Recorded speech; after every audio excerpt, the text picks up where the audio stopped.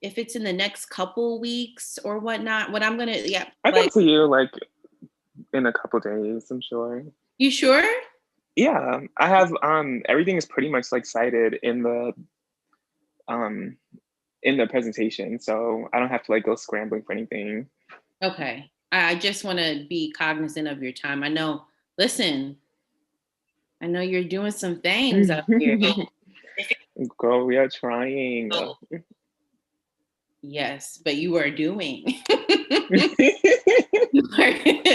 you are doing. So, I mean, for real, I'm like, okay, I can't wait to like listen to that book.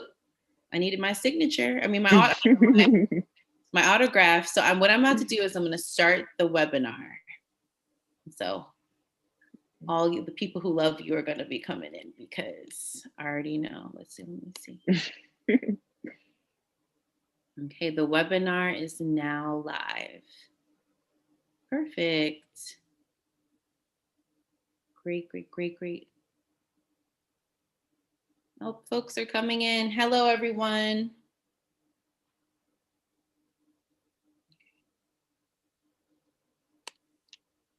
This is great.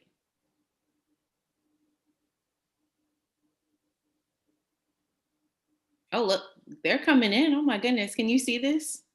I can, yes. Okay, I knew that.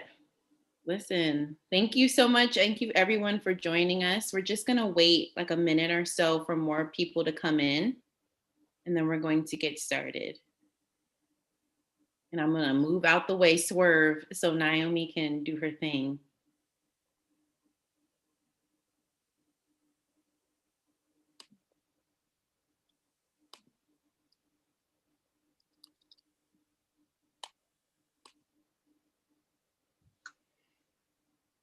Perfect.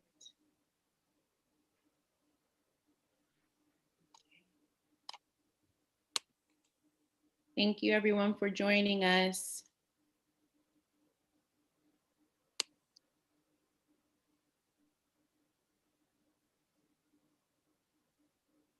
So to create conversation before we get started, if you don't mind sharing your name, your pronouns, and where you're from in the chat box, that would be really great to just get an idea where everyone is from and what brings you here to this awesome teaching by Naomi Simmons-Thorne for the School for Black Feminist Politics.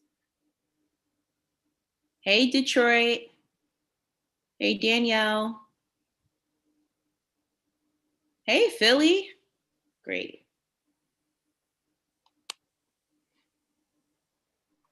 Oh, we have a lot of some Philly folks in here. This is great. Oh, wow. Another Philly person.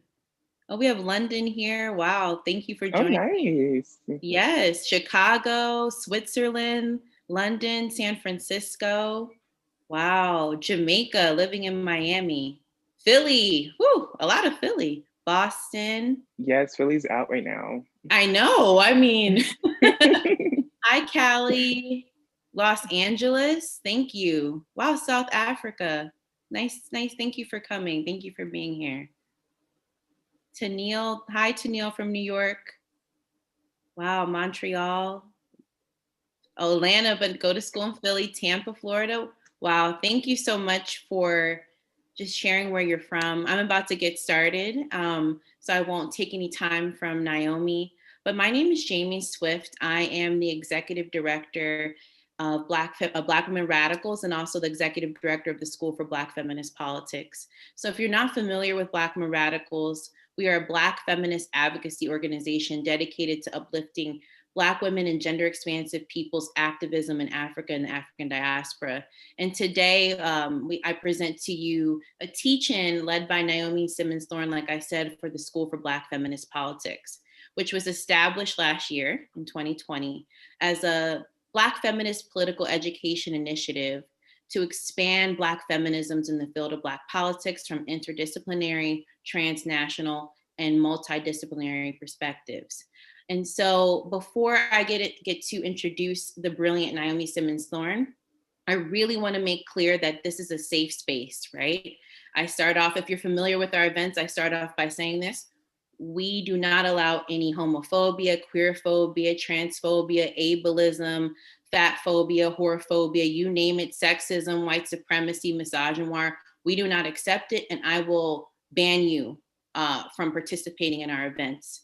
So please respect the space and please respect our guests, because this is a free space, and we want everyone to be welcome here, and we do not allow any oppressive attitudes or behaviors. So just please respect that. But without further ado, I would like to introduce our wonderful guest, a curator of our teach-in, We Would Have to Fight the World, The Cultural Politics of Black Feminist Critical Theory by Naomi Simmons-Thorne. So there's a lot of amazing things to say about Naomi Simmons-Thorne, but I'll just stick to the bio that she sent me. But Naomi Simmons-Thorne, she, her, hers, is a graduate student at the University of South Carolina studying social theory and educational foundations. She specializes in the sociology and philosophy of education and draws upon critical methodologies to analyze US schooling and its attendant inequalities. She is best known for her work as an activist organizer in the South and her writings on social justice, trans studies, and Black queer feminist politics. Naomi is Brooklyn-born of Trinidadian descent and identifies as a transgender woman. So without further ado, Naomi, thank you so much for all that you do, and I'm so excited for this presentation. So give it up for Naomi Simmons-Thorne. All right, wonderful. Thank you so much, Jamie, for that introduction, and greetings everyone who signed up to be with us for this workshop this evening. I'm so excited to be presenting this evening, and I just feel like this is just the time, honestly, for the conversation that I'm planning for us to have. So Jamie said a lot about me. One of the things that I probably should also mention is that I have a background in social and political philosophy.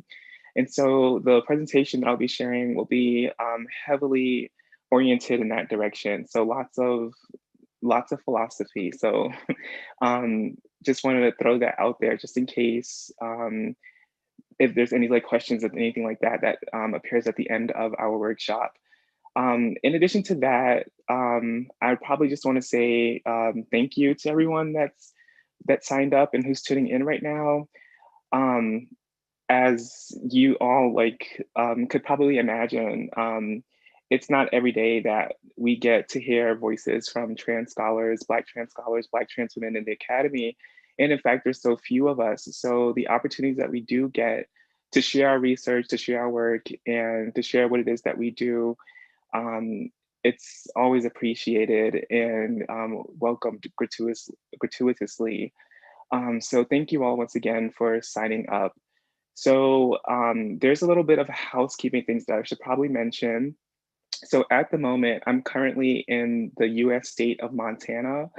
I'm here temporarily, but I'm here nonetheless. And I don't have the best internet connection. So there's a possibility that my internet will probably go out during some time during this presentation, maybe once or twice. I'm hoping that it doesn't. And if it does happen, I'm hoping that it doesn't happen more than once or twice, but that's a possibility. But also I should probably mention, because of the internet connectivity issues, I'll also be streaming from one device, streaming the presentation from one device, and streaming audio from another device. So while I'm streaming the presentation, I won't be on the screen because I don't want to like overwhelm the bandwidth. So like that's another thing too. So just bear with me for those two technical difficulties, and hopefully we'll get through it without much of a hiccup. So a little bit just about the presentation before we get started. As Jamie said, the title is We Would Have to Fight the World, The Cultural Politics of Black Feminist Critical Theory. And so what we're doing with this presentation, and what I'm planning to do with this presentation, is give you all a little bit of an abridged kind of overview of some of the topics and ideas and methods that I'm grappling with right now, working on the publication of my first book, The book is titled The Ontological Problem, Black Racial Ontology and the Politics of Sexual Difference. And what I'm sharing in this presentation is just an abridged summary of the contents of the book and some of the topics that are within it. Right now, I feel like the book is probably looking at a publication, maybe like in 2 to 3 years with editing and all that other good stuff. But it'll be out soon and eventually, hopefully. Um, but I also am really, I'm anticipating the release of this book as well, because I think that it does a really important intervention right now in not only in Black feminist discourse, but in Black radical thought in politics more broadly. I think the work that it's going to do is really important. And if you saw the description for this event, you get kind of an idea of what we're thinking about and what I'm thinking about with the publication of this text, which is honestly um, kind of this intervention in this, what Hortense Spillers refers to as an escape from the messiness of gender. And so I kind of got this impression, and I get this impression regularly in our work, that gender criticism, specifically as it relates to the internal politics of the Black community, has kind of become passe, if you will. And so a lot of people have kind of moved away from doing that kind of work and from those kinds of critiques. Those kind of critiques do not get lobbied as much as they used to. And I see kind of a disconnect between the ability and the willingness of colleagues and scholars to make these kinds of necessary interventions, critical interventions and critiques, and what we experience on the day-to-day in our movements, in our movement building, in our politics, which still have hierarchies of domination within them, which still tend to reinscribe various forms of oppression and marginalization on various axes. And so this work is kind of a intervention on what has become a kind of relegated or marginalized tradition within Black radical thought. So I'm happy to share this work with you all. And these are also reflections of the conversations that I have all the time with fellow activists and organizers and theorists and scholars and fellow graduate students. And so I'm hoping that you all find the work insightful and can get something out of it too. So I'm gonna go ahead and start screen sharing, and we'll go ahead and get the presentation started. But also just a reminder that I won't be on screen during the presentation because the connectivity issues. So I'll just be, you'll hear me like via audio, but you won't see me. I won't be back until it's time for our Q&A. So I'm gonna shut off my camera now and go ahead and start screen sharing.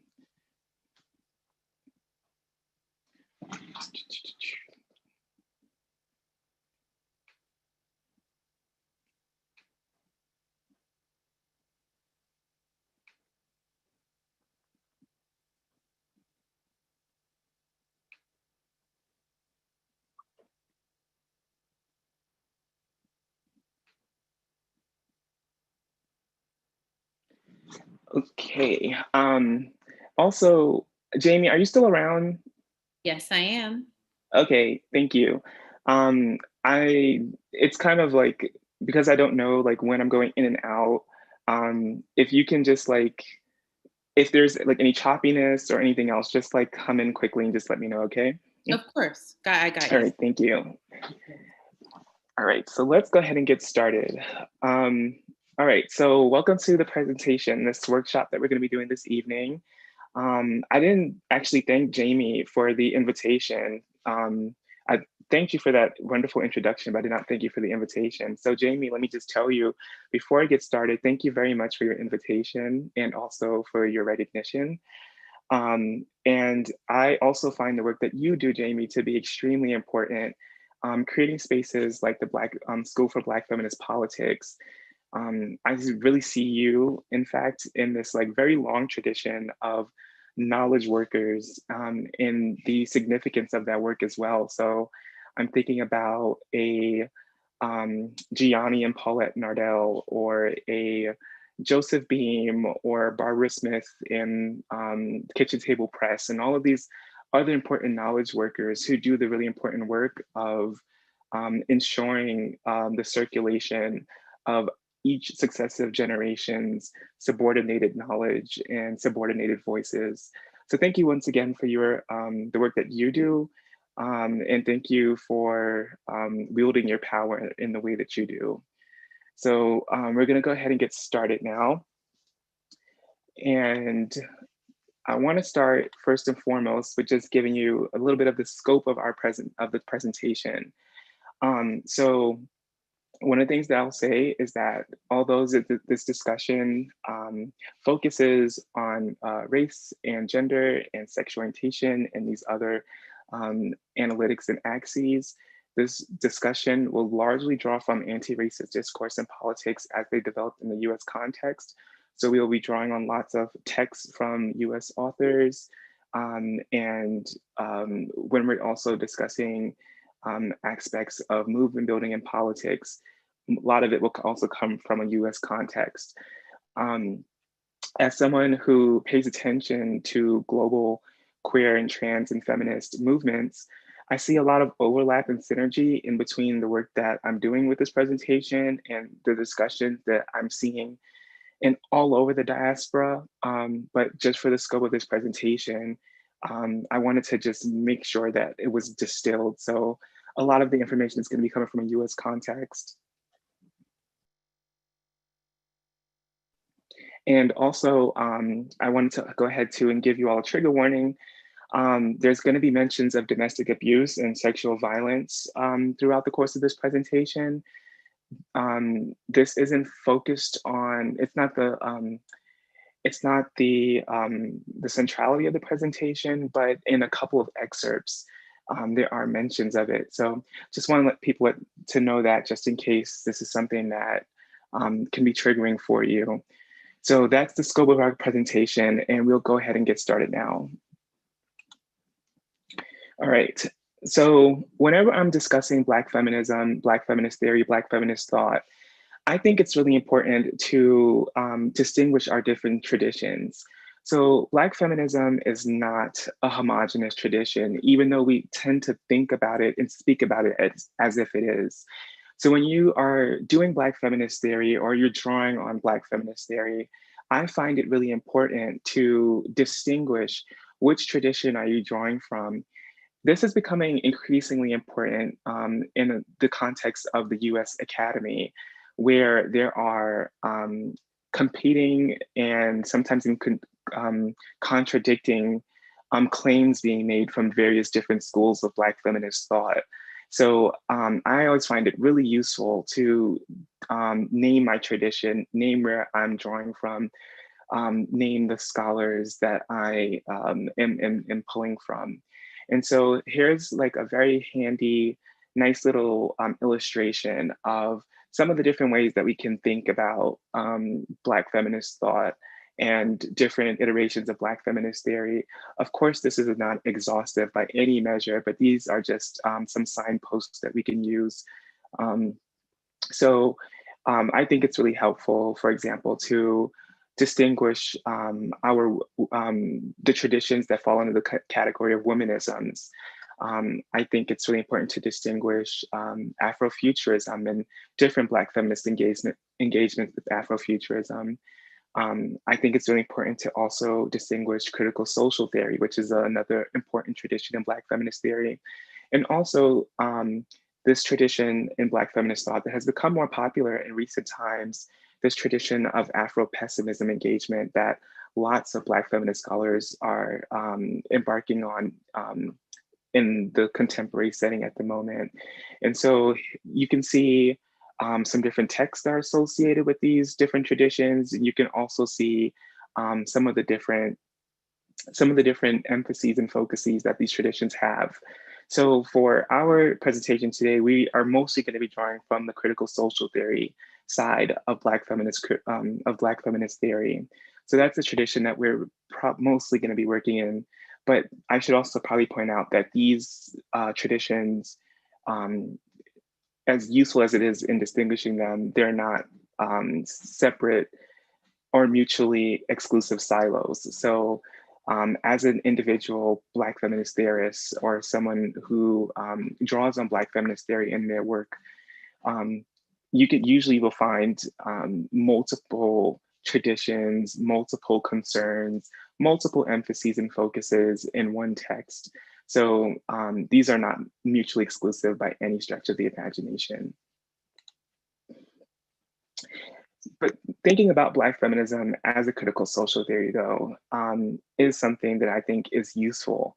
And so Patricia Hill Collins is probably a Black feminist theorist who has done probably like the lion's share of the work of really carving out this space of what is Black feminism as a critical social theory? What does that mean? What does that entail? And so Kathy Pekka is a scholar who I have quoted on the left-hand side, who provides a really handy definition of what critical social theories are, what they endeavor to do, and Patricia Hill Collins is cited on the right-hand side, where she provides a very handy categorization of what Black feminism as a critical social theory entails. And so Kathy Pekka writes that critical social theory is a theoretical approach that focuses on the oppression of individuals, groups in societies by internal and external sources. And that's crucial to what we're going to be doing here. Critical theorists, believe oppressive forces to emanate from human actions and interactions, and then through the critical analyses of these forces, critical theorists see enhanced capacity for resistance. So what critical social theory endeavors to do is identify and critique relations and forces of oppression and domination and exploitation, believe through the assumption that in doing so, it provides us as individuals, as collective, as social movements, as communities with a greater capacity to resist those forces of oppression. And Patricia Hill Collins on the right-hand side has a really neat categorization of some of the concepts and core constructs that this endeavor entails. And so on the left-hand side of the chart, you'll see relationality, power, social inequalities, social context, post-structuralism and postmodernism, and also social justice. And these are the generative themes of Black feminism in its iteration of critical social theory. And each of these core constructs have a guiding premise, or Black feminism as a critical social theory has something to say about each of these core constructs. So as it relates to power, and most of this is probably familiar to many of you. So as it relates to power, Black feminist critical social theory wants to say that systems of power are interlocking. When it comes to social inequalities, Black feminist critical theory says that these interlocking powers create complex inequalities. When it comes to the social context, so communities and our social movements, Black feminist critical theory wants to say that these interlocking power relationships shape individual and group experiences. And as it relates to social justice and postmodernism, post-structuralism, Black feminist critical theory wants to say that solving these social problems requires multi-axis lenses. So we have to look at social problems and analyze them and critique them from multiple perspectives and not on what Kimberly Crenshaw refers to as a single axis. So here are some analytics, some concepts, and also some instances of praxis associated with Black feminist critical theory that, once again, none of this is going to be new to a lot of you, but this is also why I find it really important to kind of provincialize the Black feminist traditions that we're drawing from. So in terms of concepts, if you've ever heard of the matrix of domination or intersectionality, of course, these are concepts that are used in and that emerged from Black feminist critical theory. If you're looking at praxis, We can talk about the Say Her Name campaign, which we will actually discuss in a couple of slides. We can talk about Black Women in Defense of Ourselves, which was a collective put together by Barbara Ransby and some other Black feminists in response to the Anita Hill Clarence Thomas hearing. We can also talk about the organization STAR, or Street Transvestite Action Revolutionaries, a Black trans and trans of color organization that existed in the early 70s, started by Marsha P. Johnson and Sylvia Rivera, focusing on Black trans and gender nonconforming and gender nonconforming people of colors, sex workers, and street trans folks, as they called them and referred to them. In terms of some core and generative traditions that influences Black feminist critical theory, Black lesbian feminism is core to this tradition, and Black lesbians and Black queer women have been instrumental in developing what this tradition is and what the parameters and modes of inquiry are. Sometimes you'll hear folks in movement spaces refer to the Black queer feminist lens. This heavily draws on Black feminist critical theory. If you are a fan of E. Patrick Johnson or Roderick Ferguson, sometimes they refer to the queer of color critique. This is another tradition that draws on Black feminist critical theory. And most recently, the Anacarta tradition in anarchism, a Black anarchist tradition, has also been drawing on lots of concepts and lots of analytics from Black feminist critical theory as well. So these are some of the different ways that we see this iteration of Black feminism in our politics, in our discourses, in our movements. So we also want to look at some of the discursive formations of what are some of the texts, and who are some of the authors and the organizers and the activists and the thinkers that have kind of helped shape this tradition. And so you can find iterations of Black feminist critical theory in any period where you are looking at where that involves the participation, the organizing and intellectual participation of Black women and other Black marginalized folks. So if we want to look at abolition and Reconstruction, for example, we can look to Sojourner Truth or Frances E.W. Harper. In Sojourner Truth's speech to the American Equal Rights Association in 1867, Sojourner Truth is talking about the intersections of Reconstruction and suffrage, and describing how Black women fall into this paradox, if you will, where on the one hand you have the suffragettes clamoring for the vote, and on the other side you also have lots of the Reconstruction leaders clamoring for the vote as well. But as we all know, that this was a political moment where suffrage was defined as either suffrage rights for white women or suffrage rights for men of color. And this was a political moment that marginalized Black women. And Sojourner Truth was very appointed to address this at the American Equal Rights Association. And she, in fact, she describes the necessity and the need to look at suffrage from a multi-axis lens, or an intersectional lens, if you will.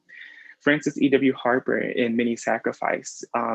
This is a novel that many people aren't familiar with, but Frances E.W. Harper was an abolitionist, also a supporter of suffrage.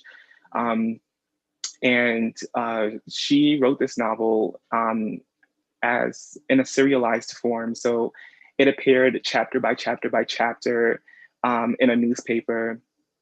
And this novel is about an enslaved woman named Minnie, who is biracial.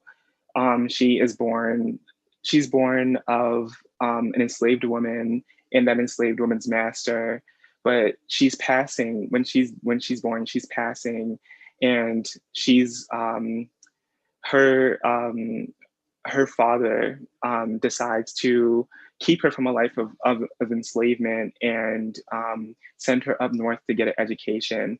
Minnie goes up north for an education, but discovers that she's Black and then comes back to the South to support Reconstruction and also like reconnect with her newly freed relatives. And so in this text as well, there's a really interesting conversation about Black women in suffrage again, because Minnie's husband is a Reconstruction leader, and Minnie is constantly lobbying him to, while he thinks about suffrage, to also include Black women. And so if we move from kind of the abolition Reconstruction era to the interwar years, so thinking about the period in between World War I and World War II, we also see similar conversations happening around that time as well. So Amy Ashwood Garvey, who we all know to be the wife of Marcus Garvey, in the journal, in the newspaper Negro World, which was the newspaper that was connected to the United Negro Improvement Association, Marcus Garvey's organization and the movement around Garveyism, Amy Ashwood Garvey wrote a column called Our Women and What They Think. So she had this column within Negro World, and she used this column to voice Black women's concerns about liberation and Black women's understanding of Pan-Africanism and Black women's position in the Garvey movement. And in some of these articles, if you go back and find some of them, they're just incredible and astounding. One, these critiques are like searing. They're like, these critiques are amazing. So she's talking about how Black women in the movement, although they are the backbone, although they are producing all this labor and keeping the organization and the movement afloat, how they are marginalized when it comes to leadership positions, how they are marginalized when it comes to who people see as the most visible representatives and members of the movement. And so, unfortunately, another dimension of this is that we also see a lot of these same themes playing out in our own movements well into the 21st century. But that's something that we will also discuss in a little bit. Claudia Jones is another person during these interwar years that are having these conversations about multi-axis knowledge construction in politics. So Claudia Jones, in An End to the Neglect of the Problems of the Negro Woman, is arguing kind of like the same thing. Claudia Jones is participating in the labor movement, and Claudia Jones is making the critique that the way that Marxism is formally defined marginalized Black women to a great extent, and the notion of the proletarian is not sufficient, is not analytically sufficient to capture all of the ways in which Black women specifically are marginalized. And so we see a similar thing happening with Pauli Murray around this time as well. Pauli Murray is talking about Jane Crow in addition to Jim Crow. And so Pauli Murray is arguing that while this regime of apartheid that the United States is experiencing, there's also a parallel system of gender and sexual discrimination, oppression that Pauli Murray refers to as Jane Crow that are also structuring the lives of Black people as well. And then moving into like the civil rights and Black power era, this is when this discourse really finds its own and begins to move from the margins, from these columns and these position papers that people are hardly paying attention to, and coming into the center of discourse in politics. So Frances Beale, who writes Double Jeopardy, Frances Beale around this time, Frances Beale is a member of the organization SNCC, and Student Nonviolent Coordinating Committee, which was one of the foremost organizations during the Civil Rights Movement, and was a really important incubator for Black youth radicalism.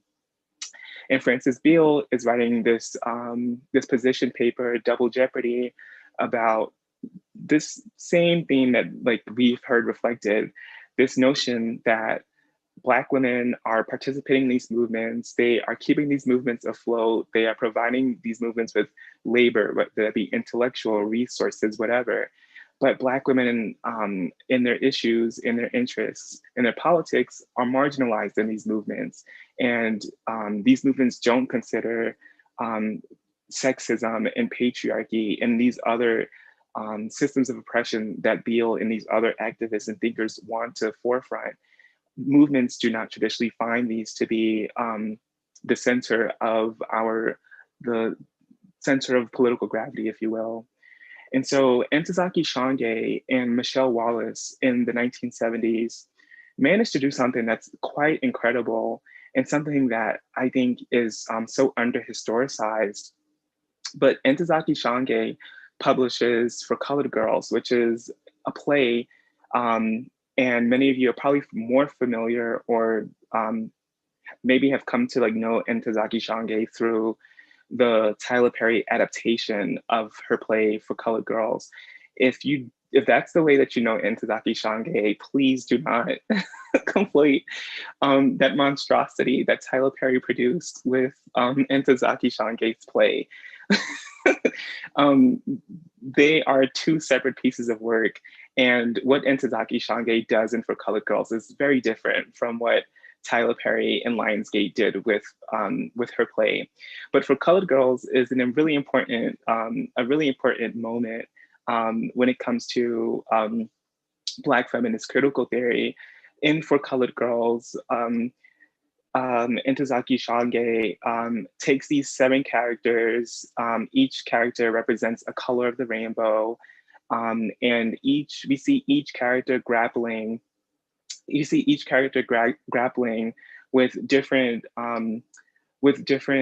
forces of oppression and marginalization as they're existing as these Black women in urban environments. And so we see discussions about sexual assault and sexual violence. We see discussions about poverty, and we see discussions about teen pregnancy and all of these other different systems that are kind of structuring the lives of Black women in these urban environments. And Michelle Wallace does something interesting as well. She publishes Black Macho and the Myth of the Superwoman, which is quite a controversial text and I feel it's a text that does not get the credit it's due. And she publishes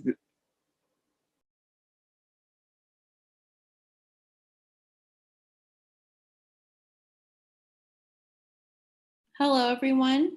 Hi, this is Jamie. I think there was a technical difficulty that we just experienced, so please bear with us as Naomi gets back online, but she should be back shortly. But if there's anything that resonates with you so far, please feel free to tag us on Twitter and follow Naomi. So just bear with us 1 second. She should be back online. Can everyone hear me?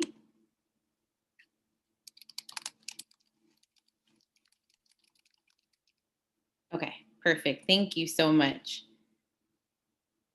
Thank you, thank you, thank you.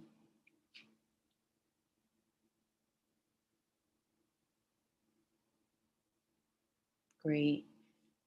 And also just as a question to, it's right here, Black Women Radical, Black Femme School, and Naomi EDU. Just as a question to, just so we can have dialogue as Naomi gets back on, are people familiar with some of the texts that Naomi is speaking about? And it's okay if you aren't, but she's really giving a lot of great information about, oh, great. I'm so excited. Yes. this is really important because this is what this is all about. And I love what Naomi is doing, and she's back, but she's doing critical interventions. And the whole point of the School for Black Feminist Politics is Black feminist academics do not own Black feminisms. And so we really want to make sure that everyone has access to these texts because they are life-changing, they're revolutionary, they're transformative, excuse me. So thank you so much for joining in. And I hope that y'all are able to get these texts. And also there will be a reading list too. So we are certainly excited about that. So with the reading list, so everyone can have access to these books. Perfect, Jamie. I'm back now. I need you to give me sharing capacity again on the presentation. Perfect, will do.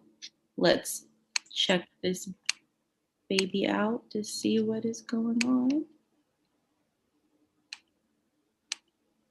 I'm trying to figure this out. Let's see. Bear with us 1 second. I'm trying to give sharing options.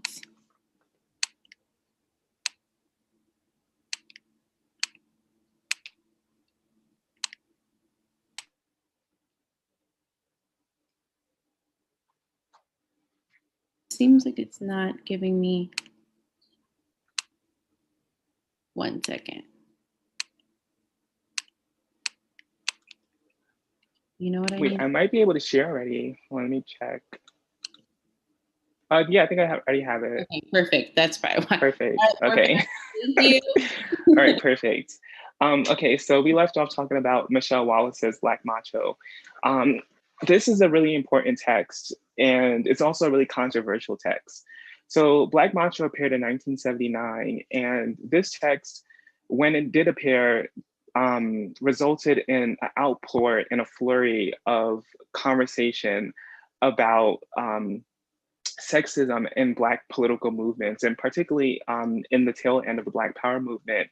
And so in Black Macho, the book is separated into two different parts. So there's a first part that talks about where Michelle Wallace introduces the, at the time, novel and still very much so marginalized opinion that in addition to the COINTELPRO, in addition to the ways in which the state colluded to suppress Black power movements in the late 60s and in the 70s as well, that there was also a dimension of these movements that there's also a dimension of these movements that included disillusionment from disillusionment with the sexism in these movements. And so Michelle Wallace wants to argue that in addition to all of the various ways that the state intervened to crush Black power movements in the 60s and the 70s, that a lot of Black women and also Black queer people as well became very disillusioned with how rampant the sexism and heterosexism was in these movements, and defected and went and found different ways of organizing that parceled the movement in ways that immobilized it in really important and really critical ways as well.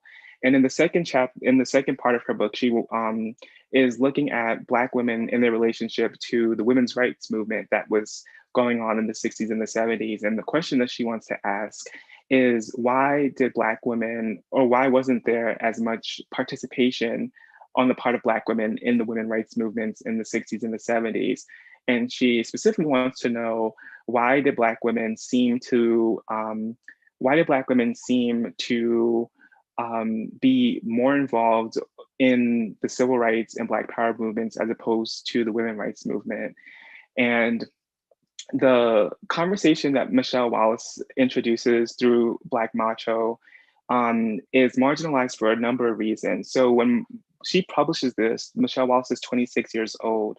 And so a lot of the intellectuals and scholars and organizers and thinkers her senior are like, who's this Black girl who thinks she can like just come here and just like, make this intervention and say these things about like movements that she was too young to even be a part of.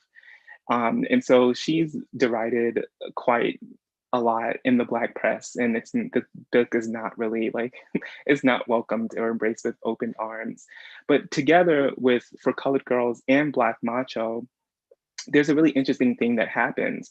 So whereas these other texts that we've kind of explored now, these texts pretty much exist on the periphery, and they don't really make a lot of ripples and they don't make a lot of waves. But Ntozake Shange, her play becomes a Broadway play. So it achieves mainstream visibility. And the same thing happens with Michelle Wallace. Michelle's Wallace text also blows up, and it blows up in the Black press particularly. And so these two texts are able to have a discussion, or able to force a discussion that for a very long time just existed on the periphery. And so the aspect of these texts that the Black press began to hone in on was what they refer to as the negative depictions of Black men in these texts. So with Ntozake Shange, Ntozake Shange is focusing less on how Black women are marginalized by white employers or by white systems and white structures. And she wants to look at and think about how are Black women actually oppressed in their day-to-day lives, within their communities, within their families, within their schools, and these other institutions that Black women participate in with equal representation. And with Michelle Wallace, in her critiques of sexism and heterosexism and masculinity within the civil rights and Black power movements, she also is she's also accused of creating these negative depictions of Black men. And so you have different authors and scholars and writers writing all of these different reviews and all of these different articles responding to these two texts. And one of them that I think is really important is a text that comes from a sociologist named Robert Staples called The Myth of Black Macho, A Response to Angry Black Feminists. And so Robert Staples publishes this in the journal, The Black Scholar. The Black Scholar is still a journal that exists today, and they publish regular issues. And so you can Google The Black Scholar and figure out and see what they're publishing, what's the current issue now. But he publishes this in The Black Scholar. And within this text, Robert Staples ends up anticipating a lot of the discourse and a lot of the conversations that we are still having about oppression and domination within Black communities, and also how those forces and relations exist within our own social and political movements. And so Robert Staples pretty much derides Ntozake Shange and Michelle Wallace. He says that they are pretty much acting as agent provocateurs for white people and white women specifically. He claims that because they're both middle class, that they don't speak for Black women, and their opinions and their ideas and their representations of feminism and feminism within the Black community don't speak to the needs or the desires of Black women themselves. He also says another really interesting thing, which is something that we continue to hear and we'll critically analyze a little bit later. He says that not only are the depictions of Black men in these texts, or his perception of the depiction of Black men in these texts, not only are they inaccurate, but he also says they're impossible because Black men do not control society's institutions, because they're not dominant in society, because they're marginalized themselves, that they cannot participate in patriarchy and sexism and in the oppression of Black women. And this is a discourse that we continue to hear, in fact, and it's something that we'll critically analyze a little bit later. So after Robert Staples publishes this text in The Black Scholar, um, his response, in fact, then elicits its own flurry of discourse. And writers start writing in, responding to Robert Staples, and the Black Scholar ends up creating a special issue of their journal called The Black Sexism Debate that's published in 1979 in the May-June issue. And there are a couple of people who we know who contributes to it.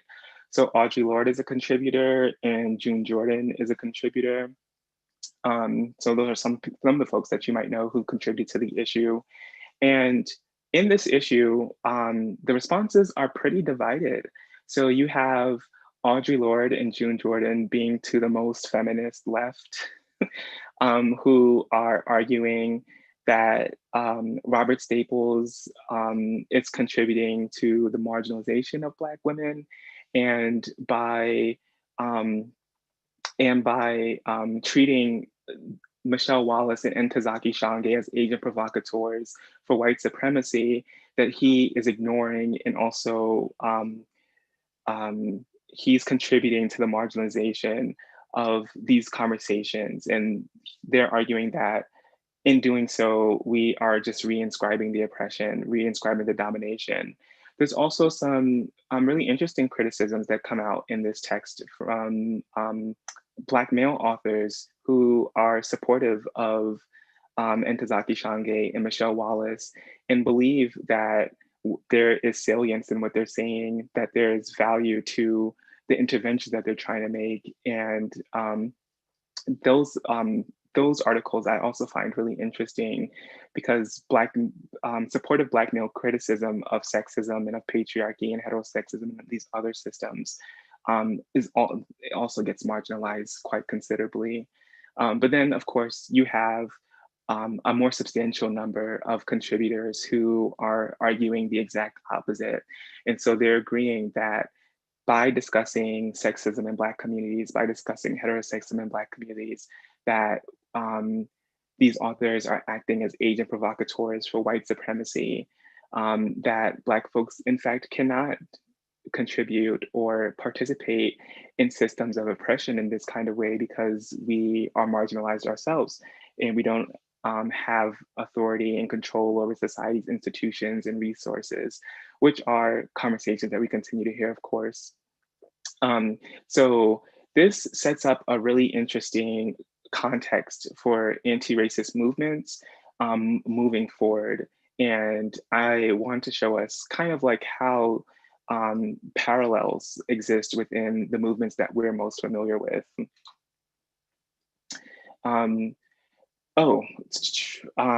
We will actually return to this. We'll return to this slide.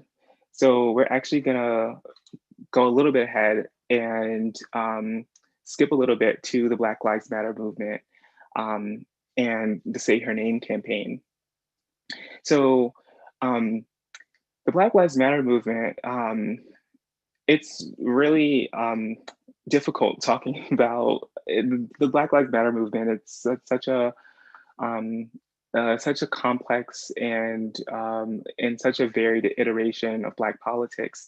There's so many different moving parts to it, and we're still living in its wake. And so it's really hard for us as people who have participated in it, people who supported it, people who were on the front lines as organizers and activists, to really contend and grapple with what in fact it was that we lived through and what in fact it was that we did. So when I'm talking about the Black Lives Matter movement, I know that we can't capture it in its totality, but I think it's really useful to look at some of the texts and some of the memoirs and other writings that some of its activists have created since then. And so on the left-hand side here, we have the Black Lives Matter Her Story, which is an article written by Alicia Garza. And in this article, Alicia Garza, she published this in 2014, after the killing of Mike Brown. And in it, she describes what her and Patrice and Opal understood themselves to be doing when they mobilized under the banner of Black Lives Matter, and what kind of interventions that they were trying to do with creating this new engine and vehicle for Black politics. And so one of the things that Alicia Garza says in this article is she points out that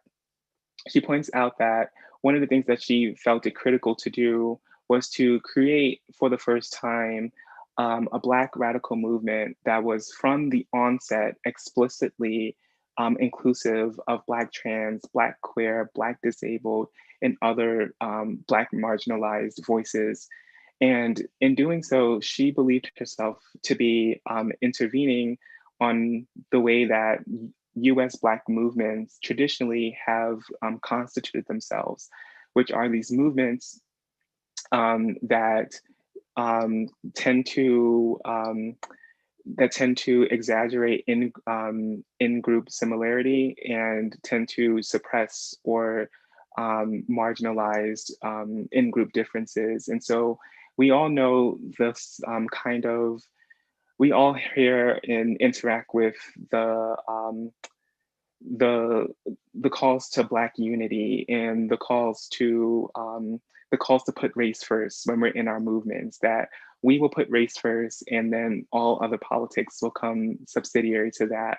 And so in this text, Alicia Garza is critiquing that and also iterating that the subversion of that mode of doing politics was an explicit concern of what her and Opal and we're trying to do with Black Lives Matter. And around this time as well, we also have the Say Her Name campaign come around.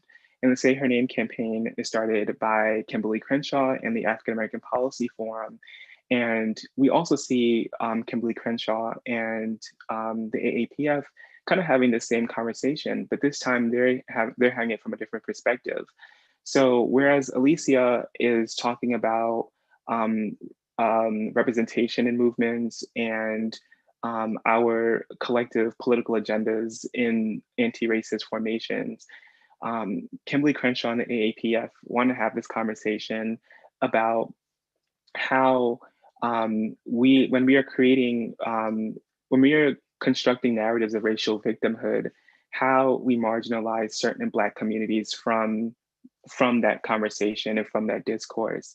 And so Say Her Name campaign came about because when the names of folks like Trayvon Martin and Eric Garner and Mike Brown were ascending in the national press and were moving to the forefront of our consciousness and was mobilizing people in the streets, the equally salient and critical ways that Black women and other people on the gender spectrum are victims of police brutality and state-sanctioned violence.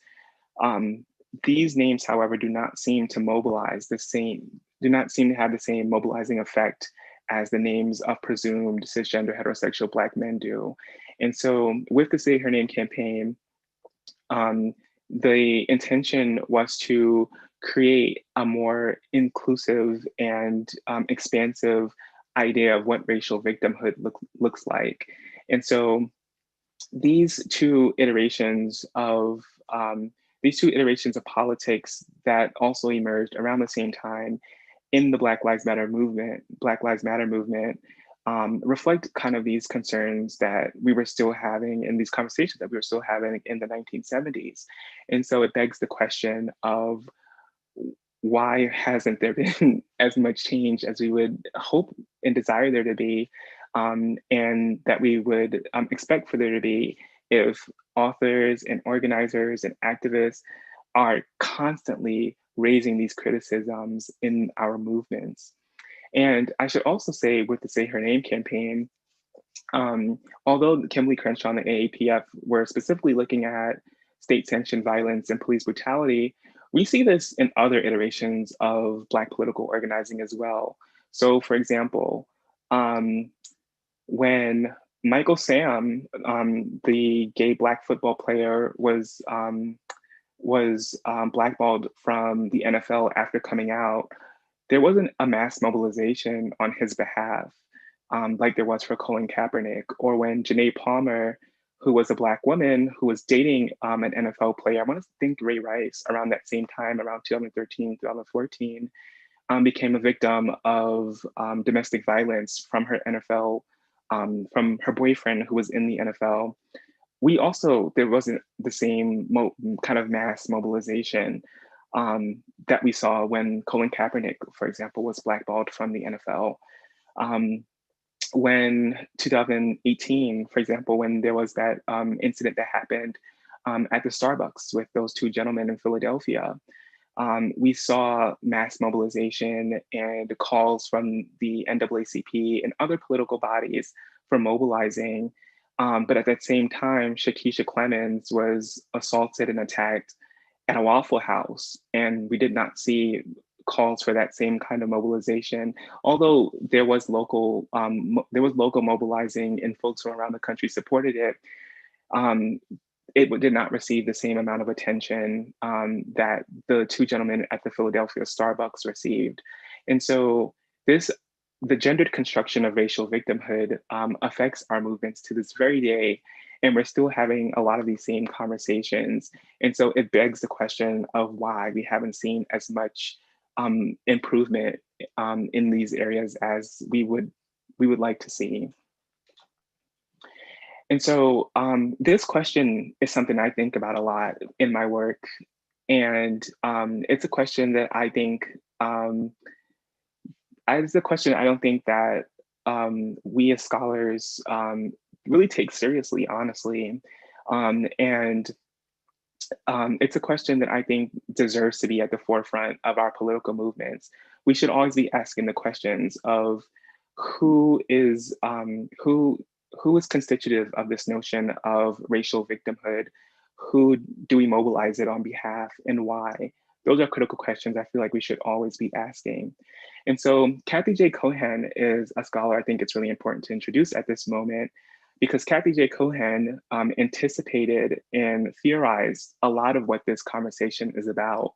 So in her book, The Boundaries of Blackness, this is a book that's published in 1999, I want to say, around then, 1999. Kathy J. Cohen is looking at, the HIV/AIDS epidemic, and she's looking at how racial victimization fractured around this time. As we know, the HIV/AIDS epidemic to be a pandemic that did not have, was widespread in its impacts and effects, but had a very particular kind of association with Black queer communities and Black gay men specifically. And so Kathy J. Cohen is looking at this epidemic, this pandemic, and she wants to ask, why isn't the HIV/AIDS epidemic to the forefront of Black politics if it's ravishing Black queer communities? Are Black queer communities not considered to be Black? Are Black queer communities not constitutive of what we think of racial victimhood looks like? And so Kathy J. Cohen, she theorizes these two really important concepts. So she coins this concept of consensus issues and cross-cutting issues. And so consensus issues is what Cohen defines as issues construed as having an equal impact on all of us sharing a primary identity based on race. So what Cohen is arguing is that within Black politics, there are issues that are considered to be unilaterally detrimental. And these issues are issues that elicit group responses or elicit the mass mobilizations that we see. So an issue like mass incarceration or police brutality, these are consensus issues that we understand to be racially victimizing, and will mobilize on behalf of these issues for that particular reason. However, cross-cutting issues are these issues that we believe or perceive to be contained or confined to specific segments of the Black community. And because they're confined to specific segments of the Black community, they're not deserving of a group response.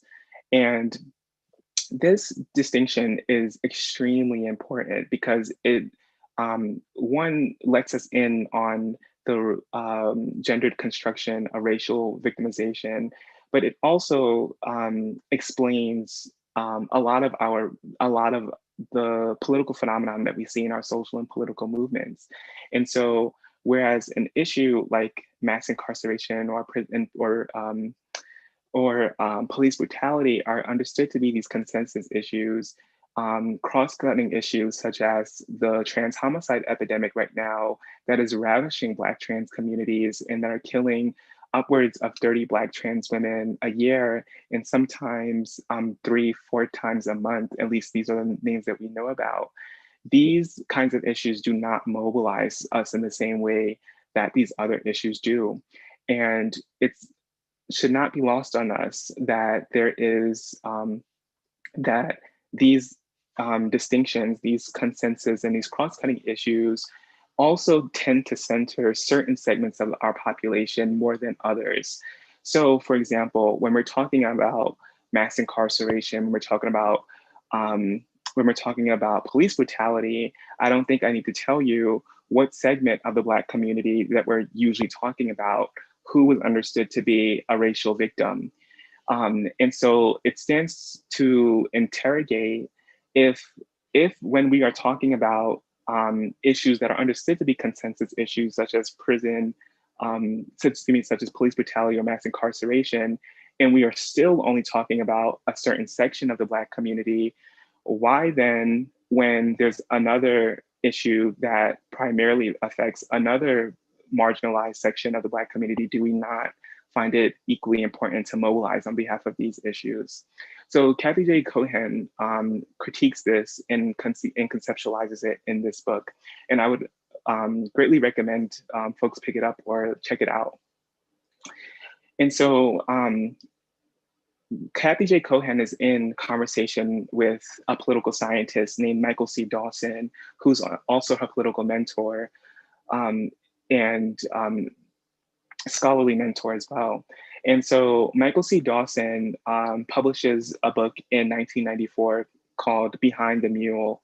And this is a book that's considered to be really important in Black political science, particularly because of these two concepts that Michael Dawson comes up with and puts into discourse: this notion of linked fate and also this notion of the Black utility heuristic.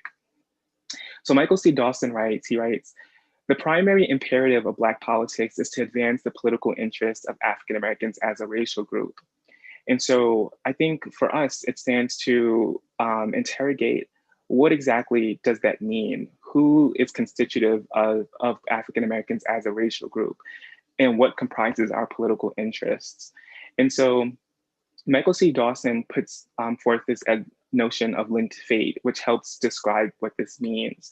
And so Michael C. Dawson says that linked fate is this idea that Black individual well-being is directly correlated to the status of the group as a whole. And so many Black folks, particularly the socially and politically conscious members of our community, we tend to see our individual well-being as directly tethered to the progress of our community as a whole. And so it's one thing to have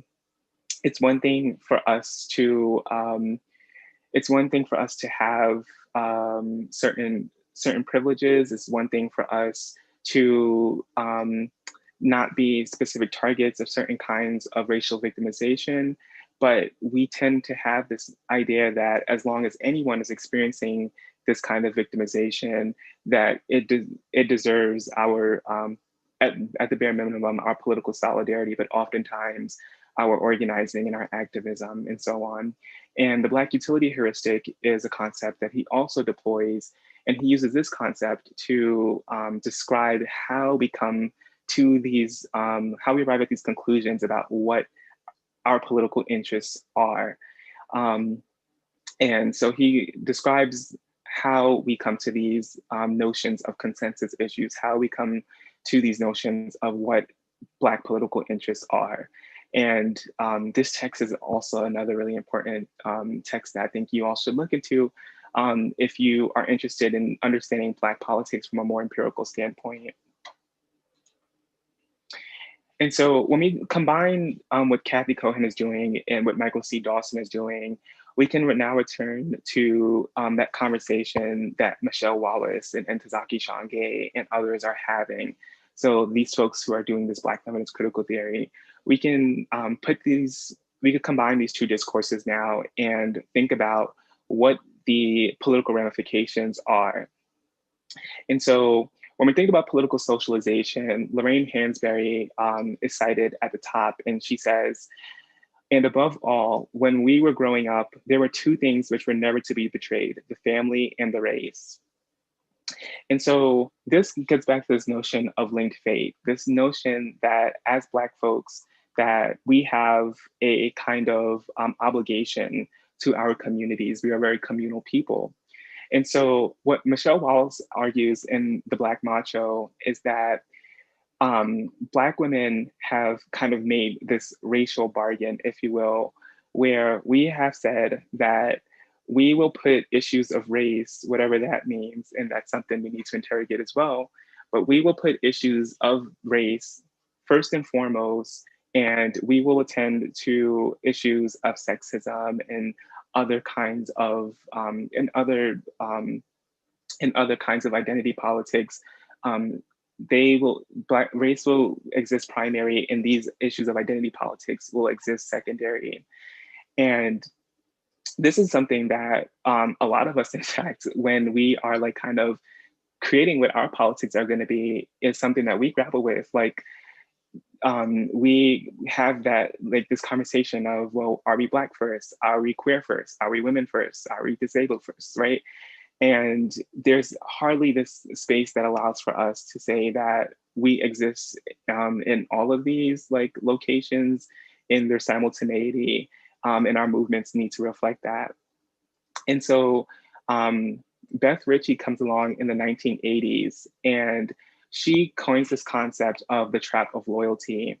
And Beth Ritchie is a sociologist, and she's writing specifically about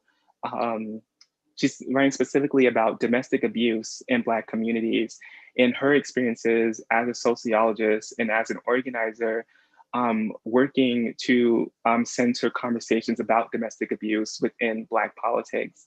And she writes that in her attempt to do so, she's often marginalized, she's often silenced, and once again, she's accused of being an agent provocateur of white supremacy because she's trying to like break up Black movements. She's trying to turn our attention away from issues of race, quote unquote.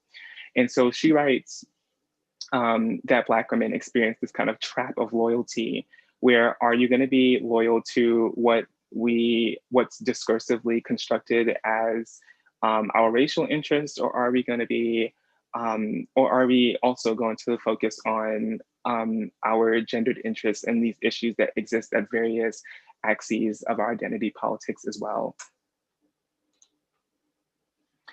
And so another really interesting thing that happens around this time is this text that comes out, Hazel Carby's text, Race Men. And so this text is really interesting because Hazel Carby is making another really important and critical intervention. We have kind of toyed with this notion of our racial interests and putting the race first and racial victimhood. And Hazel Carby wants to kind of peel that back a little bit. She wants to step back and ask, well, what does that actually mean? What do we mean when we say race? Who created this definition of race? Who are we listening to when we are mobilizing on behalf of Black liberation? Who's creating these anti-racist discourses? So Hazel Carby wants to ask this question. And one of the really interesting chapters in this text is a chapter devoted to W.E.B. Du Bois's book, The Souls of Black Folk. And this text, of course, is considered to be a canonical text in Black anti-racist discourse and Black liberation movements. And this text also has a lot of impact and influence on how people understand conceptions of race and racial victimhood. And so what Hazel Carby does is kind of flips that on its head. And she titles a chapter in her book, The Souls of Black Men. And she explores the gendered assumptions that Du Bois includes in his construction of racial victimhood. These constructions of racial victimhood that kind of presume cisgender heterosexuality and often malehood. And Hazel wants to argue that the accumulative effect of us accepting these assumptions about racial victimhood help produce this kind of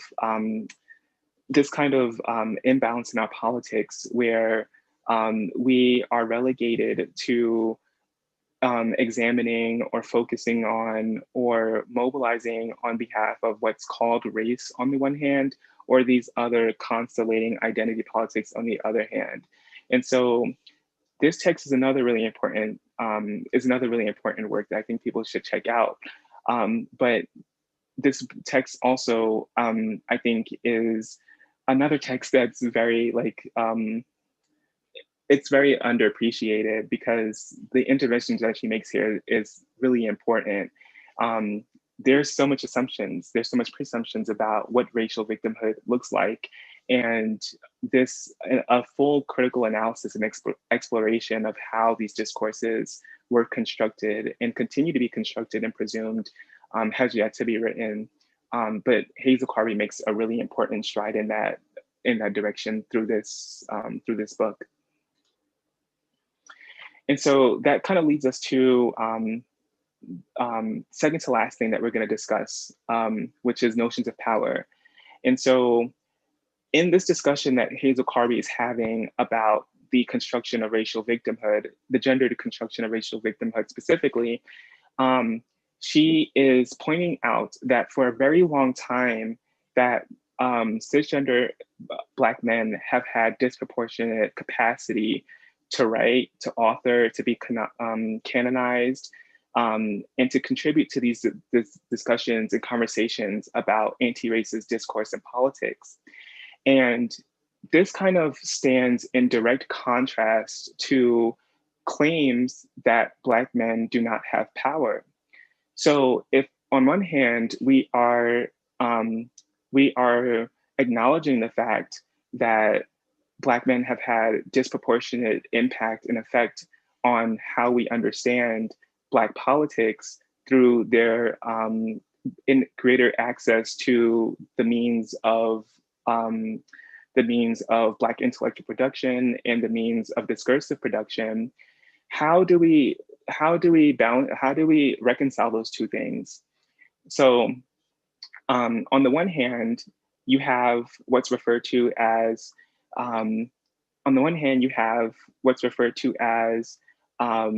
a theory of power that's called sovereign power. And on the other hand, you have a theory of power that's called matricial power.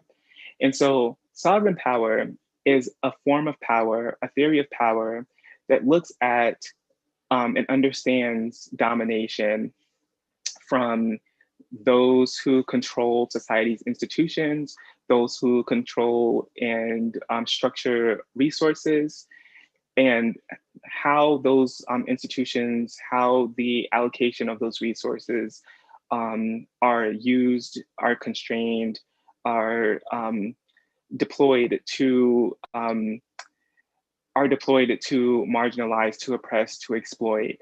And you have another, on the other hand, a competing theory of power called matricial power that says, while institutional power is really important, while institutional power gets us to or helps us to understand a certain kind of domination that we experience, it doesn't actually constitute the totality of power's arrangements and the way that power produces its effects on the body, in our communities, in our movements, and so on. And so at the top, you have you have representative examples of each kind of theory of power. So at the top, we have cited this excerpt that says, the practice of patriarchy, the subordination of women and men, requires power on a grand scale and control over the nation's institutions. Sorry, but the brothers ain't there. So this is a reflection of what people are referring to when they refer to sovereign power.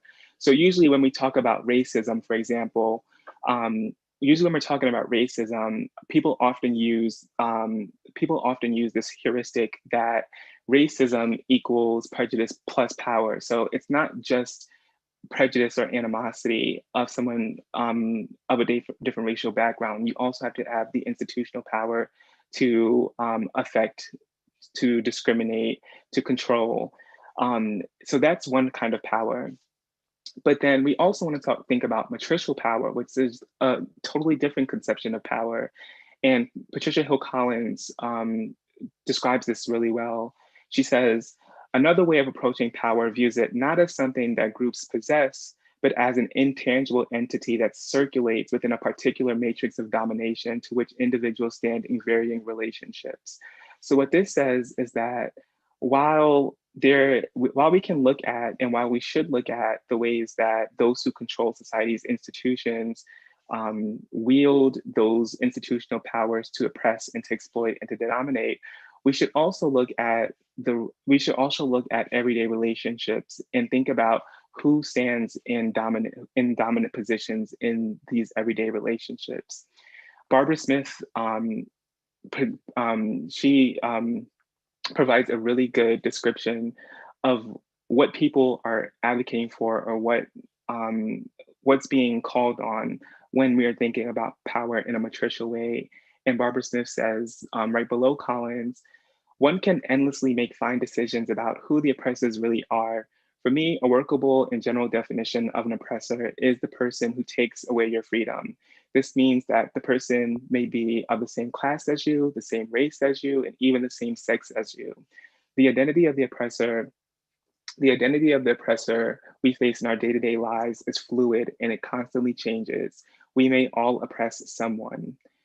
And so this is another way of thinking about power in our communities, in our politics, in our social movements. And I think that, well, I know that this way of thinking about power is not the dominant or the ascendant way that people tend to think about power when we're thinking about exploitation and oppression and domination, but it's also useful.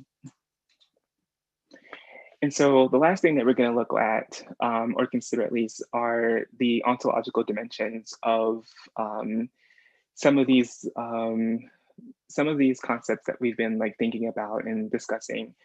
And so Devin Corrado, which is a scholar who I have a great appreciation for, he writes, discussions focused on Black women or queer people are often understood to be about something other than racial justice.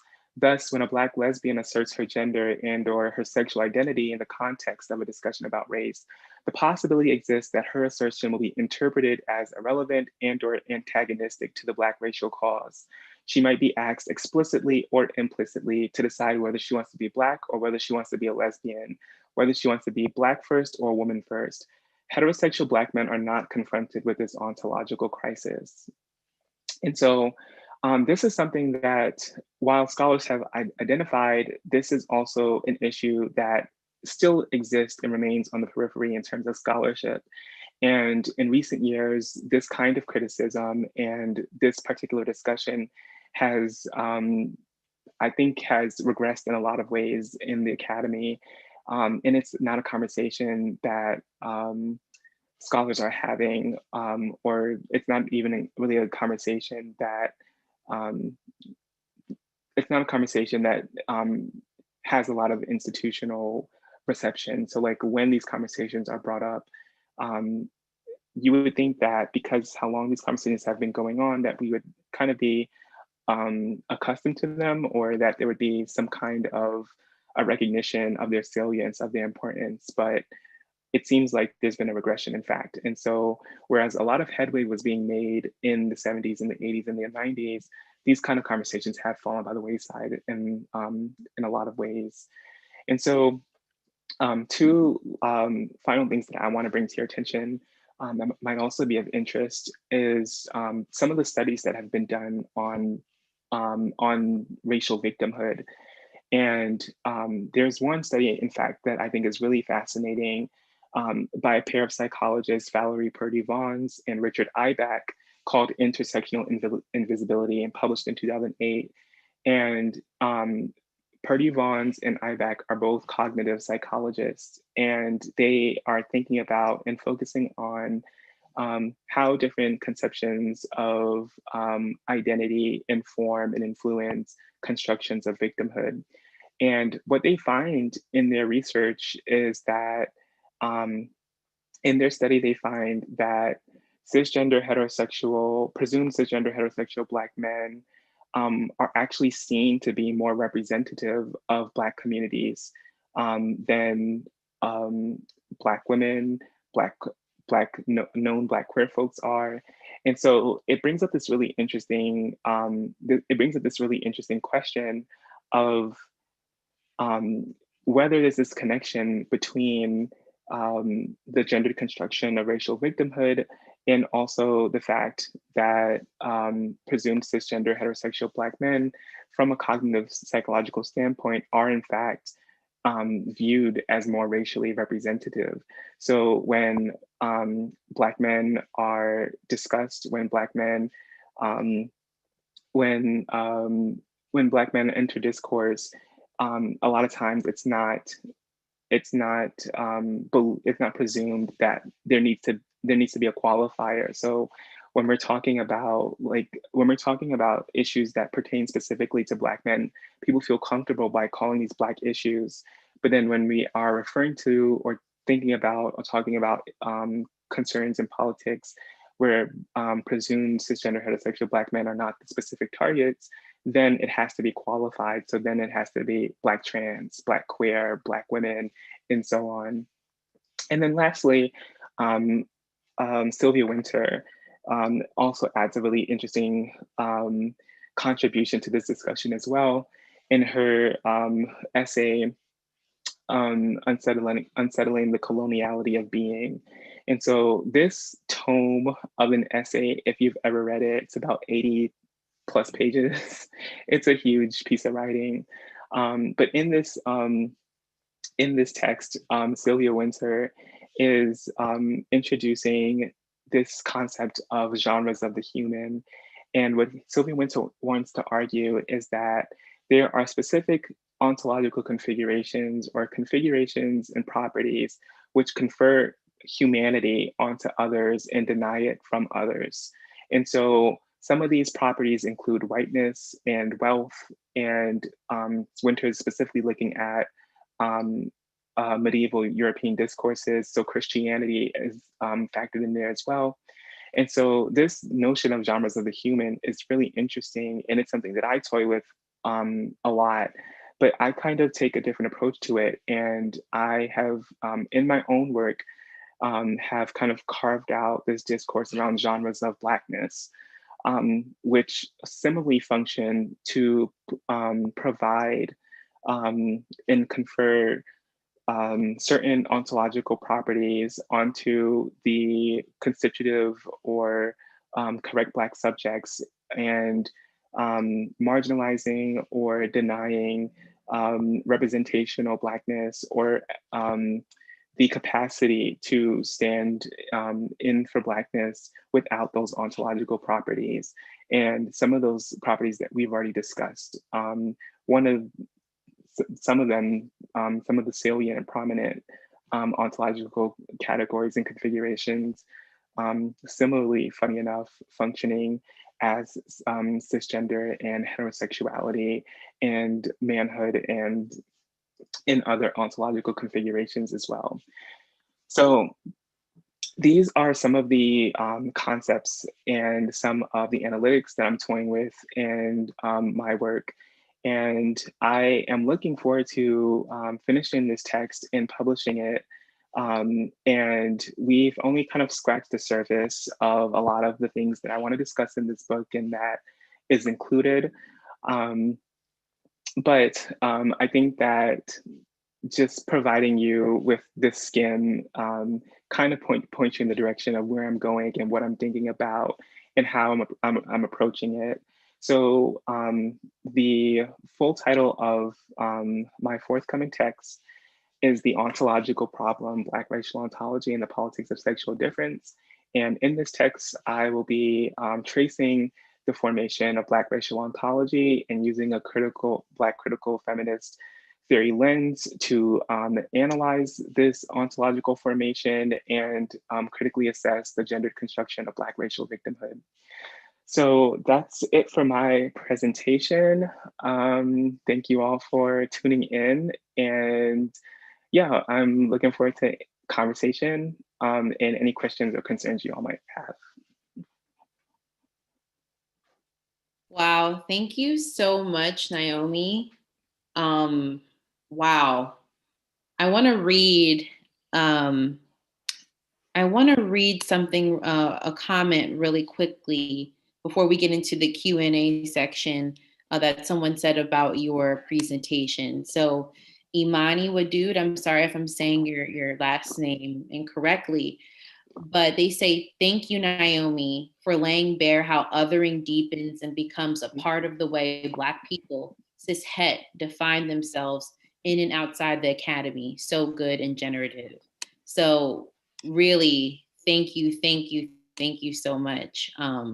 You really brought in some critical text. And even though this discussion was US focused, it really does speak to diasporic elements that even I know in my work with Black queer and trans feminists in Brazil, they touch on too in their own critical interventions, in their own theories, in their own praxis. So thank you so much. But we do have some great questions for you.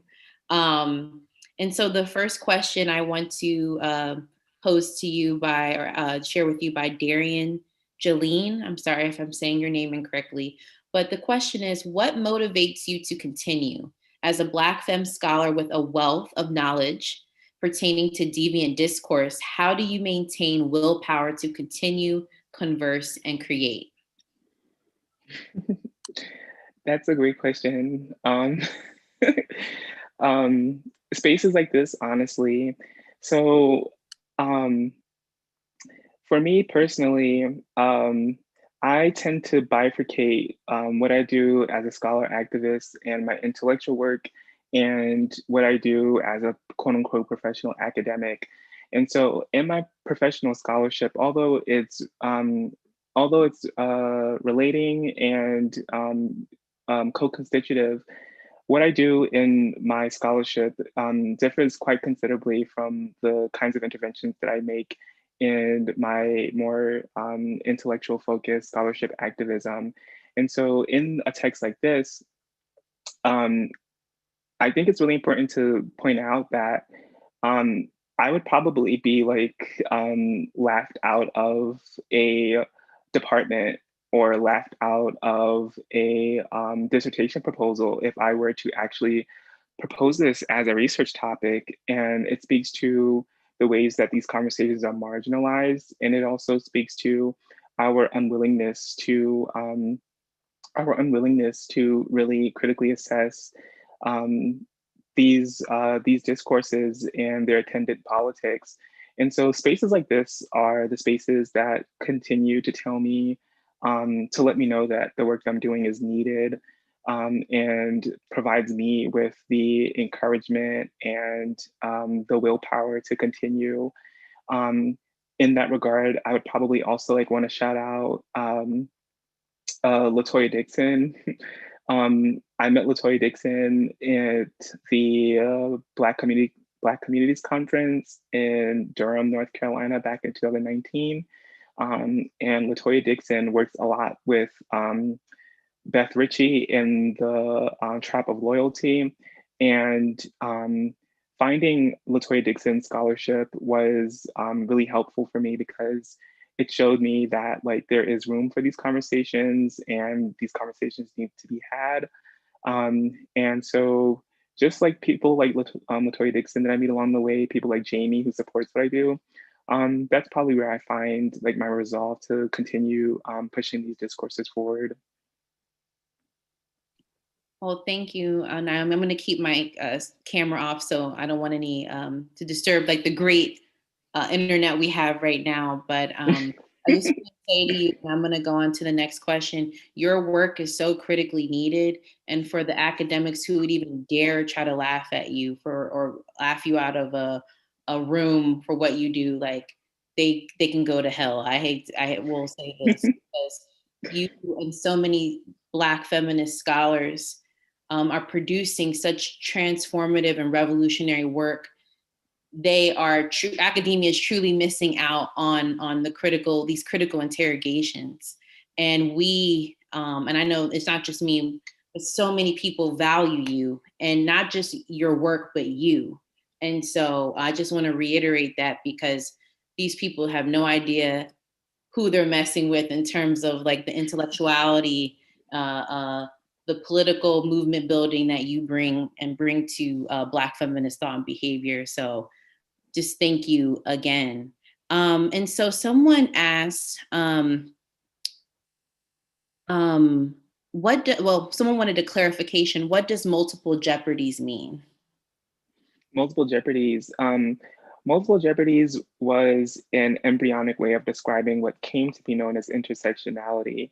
So when Frances Beale in 1969 writes Double Jeopardy, like in what comes to be called intersectionality, she's arguing for and calling for multi-axis constructions of knowledge and politics, meaning that she wants us to think about oppression and exploitation and domination from multiple axes of power, and not just one.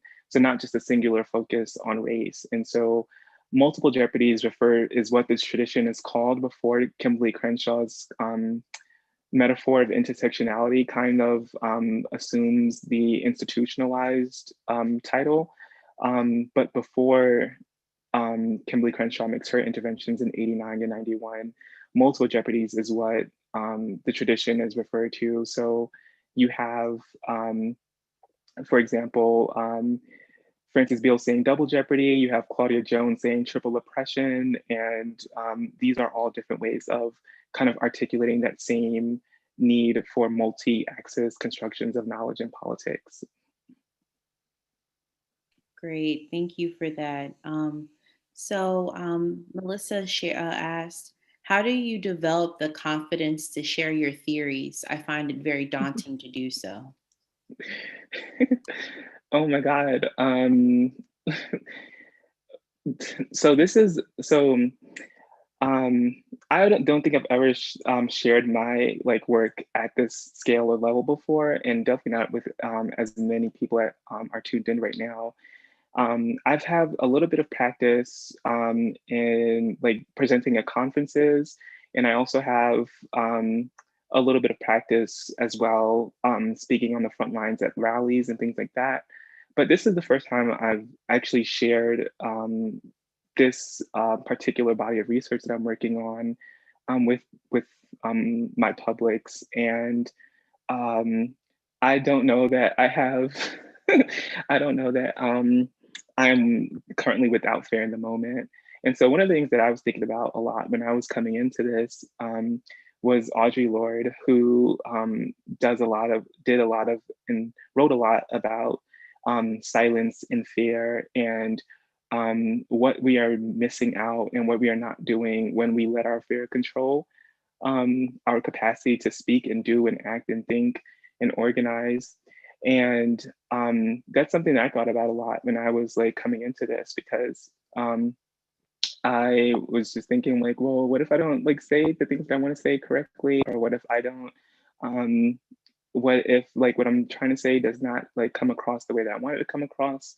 So all of those things are like constantly like in my head. But for me, I just decided that Jamie gave me this invitation, and I see these conversations like hashing out all the time. And regardless of whether or not I came out and like spoke to or shared what I had to say about it, like we are still living with these discourses. So that was just my like thinking around it. It was just that I would say that I don't, I'm still working through a lot of the fear of like sharing my ideas and research with the public. But um, I know that while I'm not doing it, I know what's happening and I know who it's happening to. And that intervention is more important than my insecurity around um, my insecurities around public perception. Great. Well, I'm glad that you did it. Thank you so much. I'm looking forward to more. So, Preeti, I asked, I'm curious about Naomi's perspective on the Black Liberation March in relation to this presentation. And Naomi, do you know what exactly, like, the I'm not even sure what Black Liberation March they're referring to, but do Yeah, you? in fact, I was just gonna ask. I don't think I know what the Black Liberation March is. So can we get like a little bit of clarification?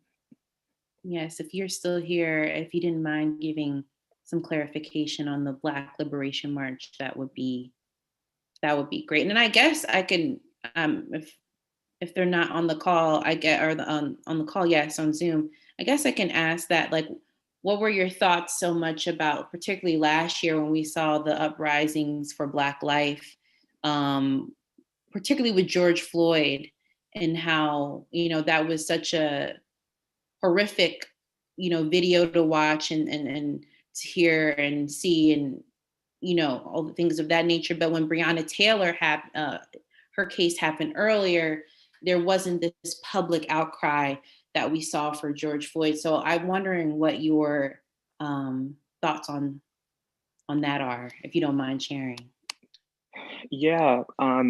So I think that I kind of got um, I kind of touched on this a little bit indirectly, but kind of just this continuation and reiteration of mobilizing disparity when it comes to the gendered construction of racial victimhood, who's seen constitutive as a racial victim, who's is constitutive of Blackness when we're like calling for Black liberation and we're organizing in the name of Black Lives Matter or other formations of Black politics. Um, I think that we still see the same disparity in terms of mobilizing resources, mobilizing bodies, mobilizing public sympathy, mobilizing policy responses. Um, all of those things are still present with us. These are things that we're still grappling with. And of course, because we have not solved these problems and we haven't made as much inroad, even though inroads have been made and progress has been made. We knew Breonna Taylor's name, whereas with so many of the Black women who were killed by the police in 2014 and 2015, and if you look at the Say Her Name, the Say Her Name, um, the Say Her Name statement that, Say Her Name report that the African American Policy Forum produced, they published the names and stories of Black women victims of police brutality, stretching back to like the 80s and the 90s. And I'm telling you, like 99% of those names I just have never heard of. I've never heard of them. There were like instances of Black women seniors in their 70s, I want to say, that even became victims of police brutality, fatal victims of police brutality, whose names we just never heard of.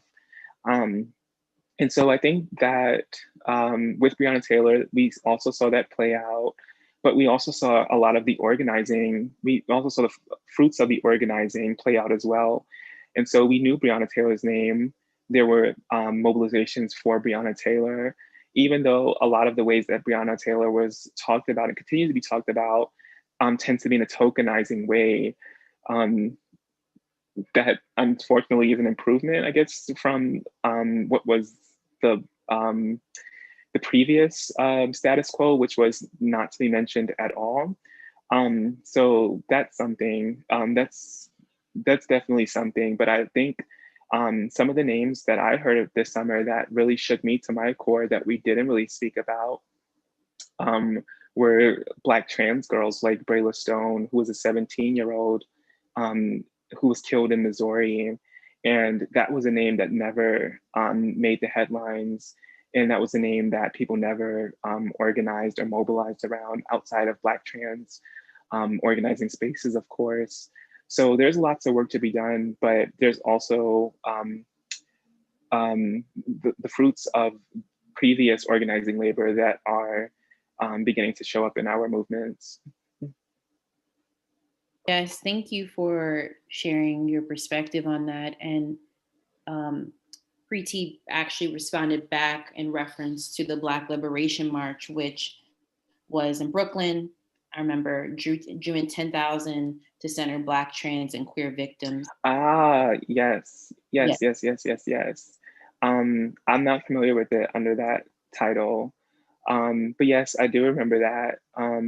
I think when I saw that, like I sat there for a moment and had to like double check to make sure that I was still like in reality, because I never saw something like that before in my life.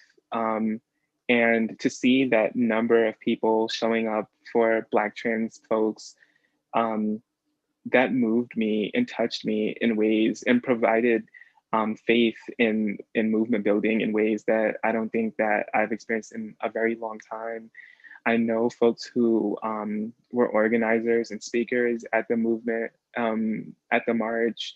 And of course, I know some of the names that were commemorated at the march.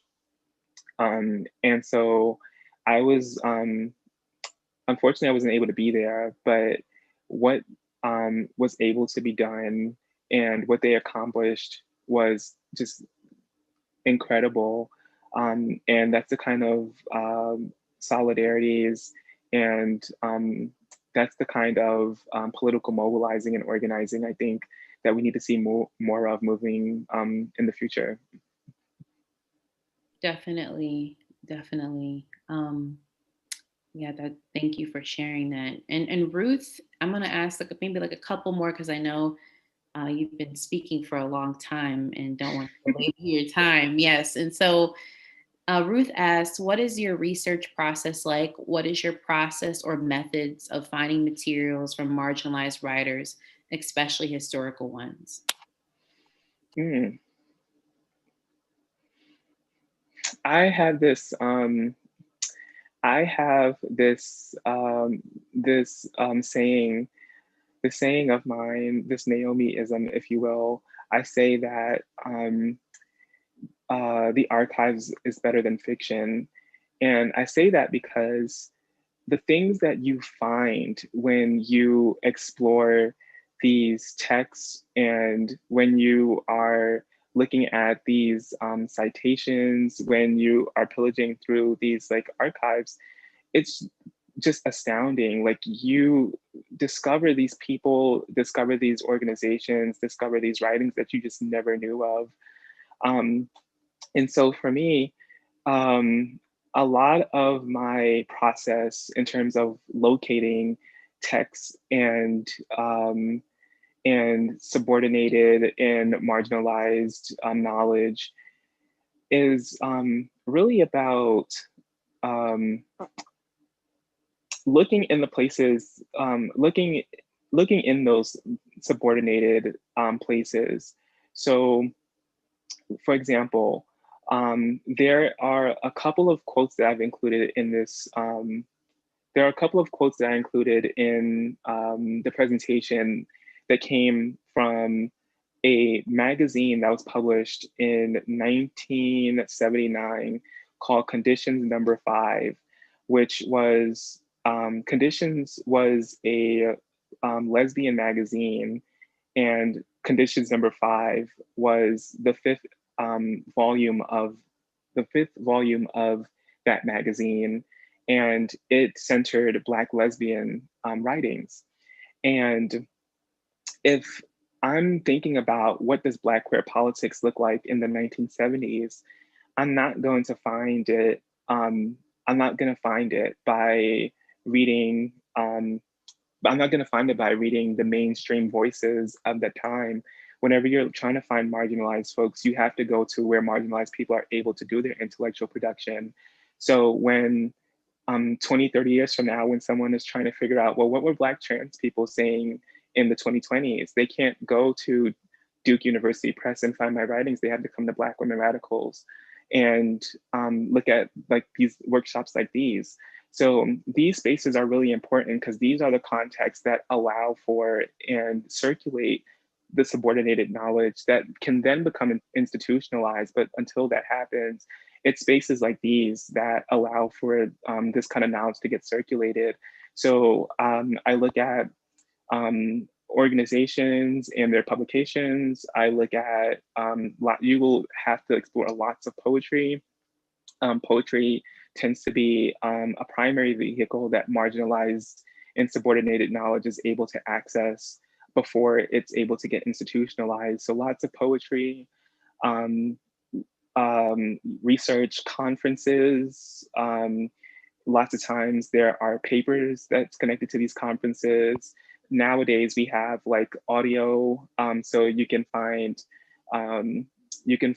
recorded interviews with marginalized people. You can find video footage. So there are so many different outlets and ways in which marginalized knowledge is preserved in their iterations, but you can't go to the mainstream sources, because first of all, the primary and the mainstream sources don't know that this knowledge exists.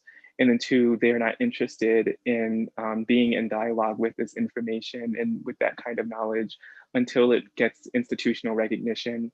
So you have to look, like Jamie said it best at the beginning of the workshop, that Black women academics do not own Black feminist theory. And before Black feminist theory had an institutionalized representation, it was existing in organizations like the National Black Feminist Organization in 1974, and existing in what Our Women Thinks in the Negro World Journal in the 1920s. It was not in the academy, it was not in monographs, it wasn't in these institutionalized formats. So that speaks to the importance of like what Jamie's doing and what the knowledge workers before Jamie have also done.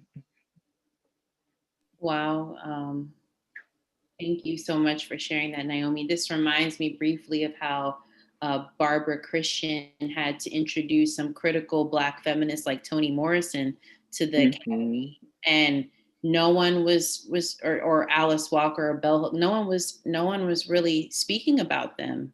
And it's always us having to, speak about and big up one another. And when it becomes mainstream, everyone wants to be like, oh, so you are doing the work. And I'm going to leave that as the last question because I know I don't want to belabor your time. But I just want to say to Naomi, thank you so much. And I want to read a comment. Someone, I don't know if you can see it, but someone just posted, I'm sorry if I'm saying your name incorrectly, Olori, but they said this, Naomi, thank you, sis. You are brilliant, frontline medicine woman. And this for sure because of your candor about pushing past your own fear and nervousness. And yet you always mention on all that.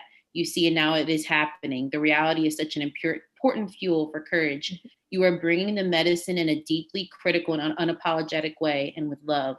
Thank you. Looking forward to reading your work, watching as this collective of research, especially the marginalized medicine women, writers, etc., and looking forward to receiving more medicine inspiration and the movement to infiltrate the education process of all collectives in this work internationally. So powerful.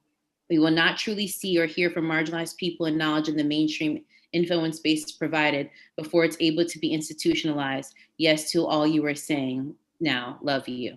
So I just wanted to share that with you because your work, like I keep saying, is so needed. You're like, oh, you keep bigging me up. No, I'm going to big you up and big up so many other Black women that I come across and gender expansive people who feel like the academy is not listening to them, or even outside the academy, because this is where I've learned a lot of theories, but this is where I thrive and learn the most from scholars like you, from the everyday people who do the work, who don't have PhDs, who are outside of the ivory tower, who've always done the work. And so I just want to say thank you, thank you, thank you. And thank you for everyone for joining in. And if you have anything, any lasting remark or last remarks, if you want to promote something, feel free to share, Naomi. But thank you so much for everything. I don't think I have anything else to share. Just that I'm so appreciative of all the love and all of the sweet and kind messages. It's particularly these kinds of messages that help me to sustain myself in this work. As you know, intellectual production, particularly the way that the academy requires it, can be very isolating and can feel very much so like an individual kind of endeavor. But these kinds of spaces help us subvert that, subvert those feelings. It shows us that we are always in community when we are doing Black radical scholarship. And I'm also just so happy to know that folks that folks see the importance and the salience in the work that I'm doing. I don't think there's a better or a more incredible feeling as a scholar, as particularly one who sees herself in this broader ecology of radical Black thinking and politics. I don't think that there is a I don't think there's a bigger or a more what am I looking for? Words are escaping me right now, but there's nothing that communicates to me to a greater degree the importance of my work and the appreciation that people feel for it than the admiration and the outpouring of like love that I've gotten in these comments. So I'm just blown away and overwhelmed with the reception. I'm happy to know that while these conversations are marginalized, that folks understand the salience of them. And I look forward to eventually having this book published, and Jamie will invite me back and we will like discuss yeah, we will discuss the publication, and I can't wait to see like how I'm thinking about these same things in a year or 2 or 3 years from now when this text is in print. Like I said, I will be getting my autograph. We will be discussing all the books, anything that you do, anything that you want. And lastly, someone asked, where can we donate to you if you feel comfortable with sharing your information? Oh, yeah, sure. Thank you so much. I have a Cash App. So my Cash App handle is nsimmons 9427. That's letter N like Naomi, SIMMONS 9427. That's my Cash App. And then you can also find me on PayPal if that's a thing for you. You can just type in my Gmail and you can donate that way. And my Gmail is nsimmons9427 at gmail.com. Writing it down, nsimmons9427 at gmail.com. Perfect. Well, thank you so much, Naomi. Thank you for everyone. Thanks again for the invitation. Of course. Listen, it was amazing. And I look forward to the amazing things that you're going to continue to do. And thank you for everyone for joining.